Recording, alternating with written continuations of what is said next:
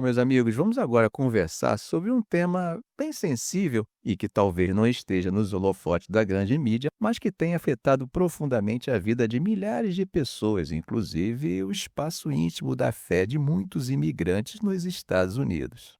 Muita gente já esperava alguma coisa do tipo quando Trump foi eleito, né? Mas, como disse Doris Aguirre, abre aspas, eu nunca imaginei que seria tão intenso. Nunca imaginei que ele viria com tanta força, varrendo tudo, fecha aspas. Doris é uma mulher hondurenha que vive nos Estados Unidos, gente, há 25 anos e, como muitos outros, se viu obrigada a adaptar sua prática de fé por causa do medo de ser deportada. No domingo passado, a Guerra estava sozinha à mesa da sala de jantar ali no subúrbio de Chicago. Ela estava com uma bolacha de água e sal e um copo de suco, que ela preparou, claro, como símbolo do corpo e do sangue de Cristo, né? Na verdade, ela estava participando da chamada Santa Ceia, mas em sua casa. Um ritual que milhões de cristãos costumam fazer uma vez ao mês, só que no caso dela, ela estava completamente sozinha. A situação é inusitada é porque a igreja onde ela costumava participar, a Lincoln United Methodist Church, decidiu transferir o culto em espanhol para o formato online desde dezembro, antecipando o que seria o maior endurecimento nas políticas migratórias da história recente dos Estados Unidos, logo após Trump assumir o segundo mandato. A Gui, gente, apesar de ser casada com um cidadão americano naturalizado, vive sem status legal.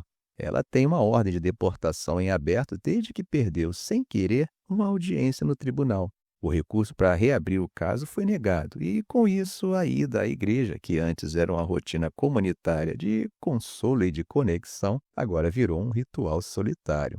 Bom, logo no primeiro dia do novo governo, a administração Trump revogou uma diretriz da era Biden que tratava escolas, hospitais e locais de culto como locais sensíveis, ou seja, zonas onde agentes migratórios não podiam atuar.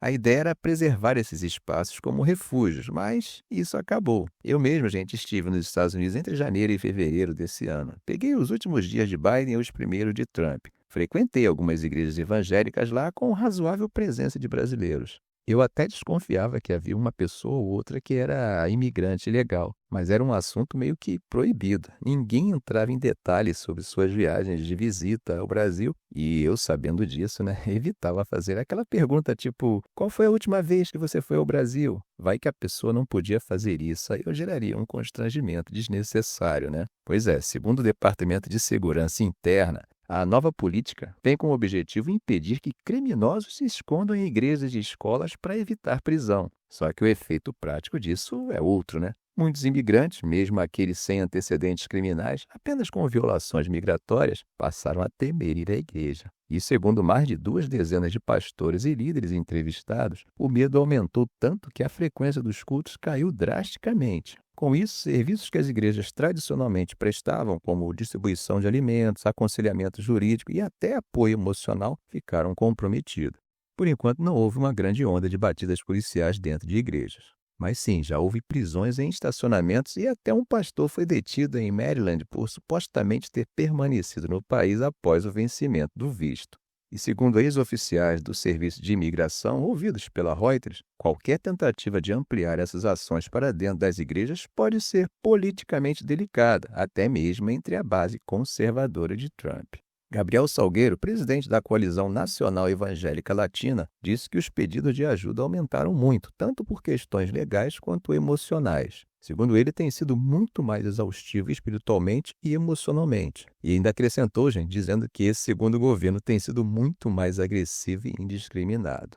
Enquanto isso, a Casa Branca, por meio da porta-voz Abigail Jackson, continua defendendo as ações, dizendo que o objetivo é prender criminosos perigosos e que isso acaba tornando o país e as igrejas mais seguros. Agora, gente, em julho, uma coalizão de denominações protestantes entrou com um processo contra o governo. O argumento central é que a revogação da proteção aos locais de culto fere a liberdade religiosa garantida pela Constituição, porque, com medo de serem presos, muitos imigrantes simplesmente pararam de frequentar as igrejas. O DHS respondeu dizendo que a queda na frequência não se deve diretamente à mudança na política, e sim ao que eles chamam de boatos espalhados por políticos e pela mídia sobre o ICE, ou seja, negam que o problema seja o endurecimento da lei, né? Bom, o caso segue em julgamento em um tribunal federal de Massachusetts. Uma igreja episcopal no Oregon, por exemplo, viu sua missa em espanhol cair de 40 ou 50 pessoas para apenas 12. Já uma escola bíblica infantil no Texas teve uma queda de 20 para apenas 4 crianças. Agora vamos para a Califórnia, gente, começando por Los Angeles, onde, segundo vários relatos, o impacto dessas medidas foi talvez o mais profundo em todo o país. Trump, como vocês devem lembrar, autorizou o envio da Guarda Nacional para a cidade em junho, logo após protestos contra as operações. E isso teve um efeito direto.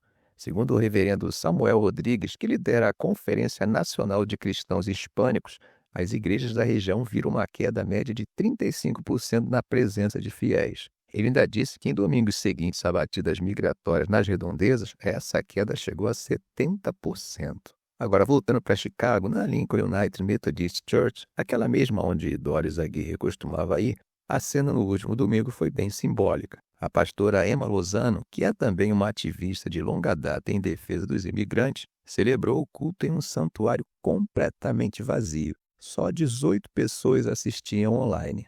Enquanto isso, do outro lado da cidade, Doris acompanhava o culto no celular com o aparelho apoiado num suporte improvisado feito com um rolo de papel toalha.